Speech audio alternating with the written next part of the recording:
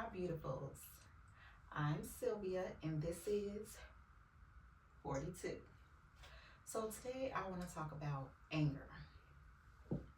And this summer, I have been extremely angry, although I've done my best not to, you know, um,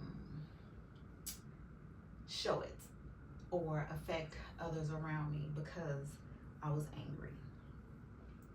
Now, the thing is, anger is such a horrible and toxic trait to have because when you think about the things you're angry about, you will see that almost 100% of the times you are somewhat at fault for the outcome or the situation or whatever it is that made you angry.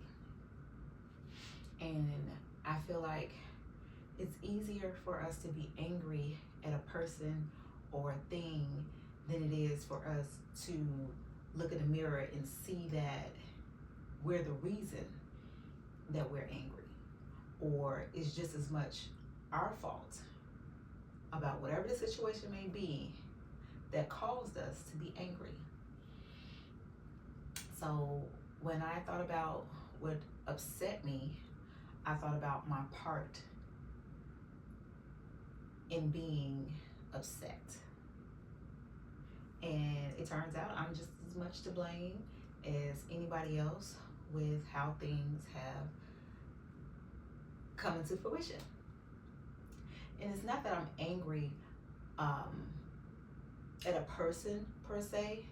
I'm more so angry of what could have been or what I thought to be. So let's just say you plant some seeds and you are watering these seeds and you're giving it sunlight. You might even be having a conversation, okay? Hey, good flower, you gonna blossom and bloom because I'm doing everything I need to do. And then it comes a time where the flower should be blossoming and blooming, and it doesn't. And it's not that you're angry at the flower per se. You're angry that you put in so much work and so much effort for it not to blossom and bloom. So that's kind of the situation with me.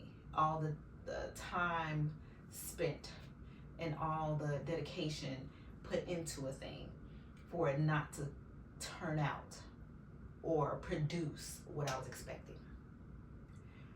But then, because God don't play about me, I'm going to tell you all the time, He don't play about you either. But because God don't play about me, He made it very clear. And the question that I had to ask myself is, what I'm pouring into, what I'm feeding, does that have any contribution on my life? So again, I'm going back to the flower. Once you do what you're supposed to do, and let's say it does flourish, the contribution you might get from that is your yard looks extremely immaculate, like all the beautiful colors, everything that you poured into growing these seeds produce something beautiful for you to see. Or if it's vegetables or fruit, it produced something that was going to nourish your body. So the thing that I was pouring into, did it bring a contribution to me? And when the answer was no, I kind of instantly was done being angry, because I was thinking, hey, you're pouring it into this thing, you're trying to manifest something, but even if you grow it or it does bloom, what does it give back to you? And honestly, it didn't give anything back to me, because as I was feeding it, it was taking. It wasn't feeding me back. So, before you get angry at something, or before you walk around with all this hot anger in your chest, think about if what you're angry about, if you play a part in the consequences that you're now feeling, that's now making you angry. And when you figure out that you have some kind of part in it. Again, accountability. We're going to take accountability. So when you figure out you have some part in what didn't come about or what's not working, once you take accountability, it'll help you to not be angry. And then when you think about if what you were doing or what you wanted to come into fruition, if that was going to bring or contribute anything positive to your life,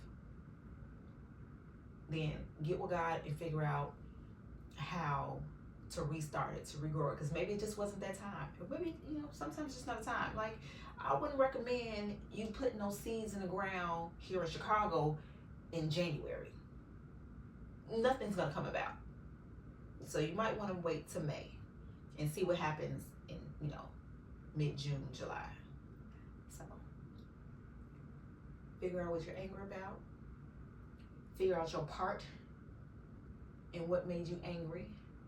Think about if that was beneficial to your life and move on. So have a great day.